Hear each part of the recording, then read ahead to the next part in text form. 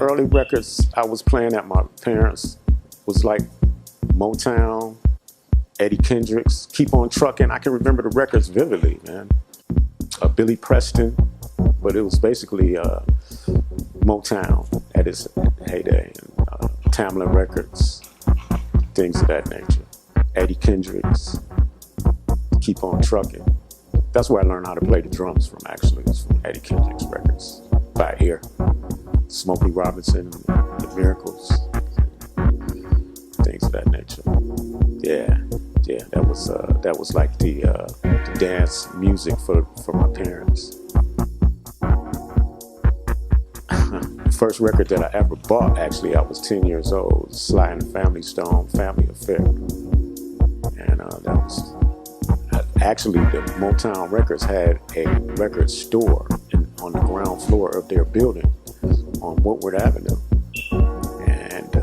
and my grandmother owned a hotel right across the street. And we would be there doing work, and I walked across the street and slapped down my dollar, but mine had even been like 75 cents for a single, 45 single of Family Affair.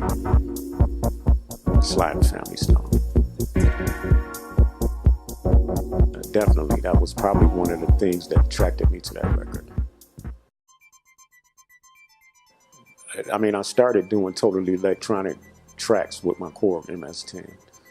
And I had a PV mixing, PA mixer that I had 2 cassette decks, and I bounced, did overdub recordings, recorded on one and bounced to the other one and recorded, and kept going back and forth until I had a full track. So, I mean, technically, I guess that would be my first studio. First time I actually went in the studio was to record Cosmic Cars. A studio called Pearl Sound in Ann Arbor, Michigan. And that's where me and Rick, aka 3070, recorded our first commercial record, I guess you could say. It was in that studio. When I went there, it's kind of amazing to, I mean, I've seen pictures of studios and magazines or what have you, but that was the first real, my real physical interaction in the studio. Well, basically it was 1980, but it wasn't released until late 80, early part of 81.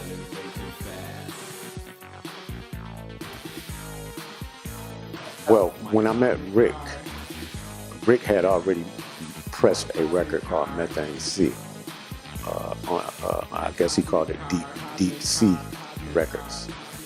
It was a kind of a precursor to Deep Space Records. And but he had a 45 he had pressed on his own. I didn't even know that you could do that. I thought you had to be released through a major label or something. But he is the one that kind of introduced me to do-it-yourself record company. So we said, well, why not just release these tracks we were working on ourselves? Same way he did, it's Methane Sea. So that's how that happened. It's a combination of words. We had a whole techno-speak dictionary, actually, which will probably come out sooner or later. But it was one of those future words. It's a combination of cyclotron and cyborg. I'm not about to get into the whole explanation of that right now, but sort of a revelation to see that things that you have dreamed about actually were coming to fruition. I mean, it was a record. It was a physical record. With this first release, I think everything, the typeset was right, the fonts were right, the colors were right, everything was right. Our second record, Cosmic Cars, Alleys of Your Mind was our first record. The second record was Cosmic Cars. And we had a distributor at this time, which is, during these days, it was independent distributor. They distributed labels like Motown. Motown was independent still. A&M Records was independent. Fantasy was independent. But we were selling so many records. Our distributor sent a message out to Fantasy, like, hey man, these guys are selling records hand over fist. Next thing I know, there's a contract in the mail, and we signed. That was it.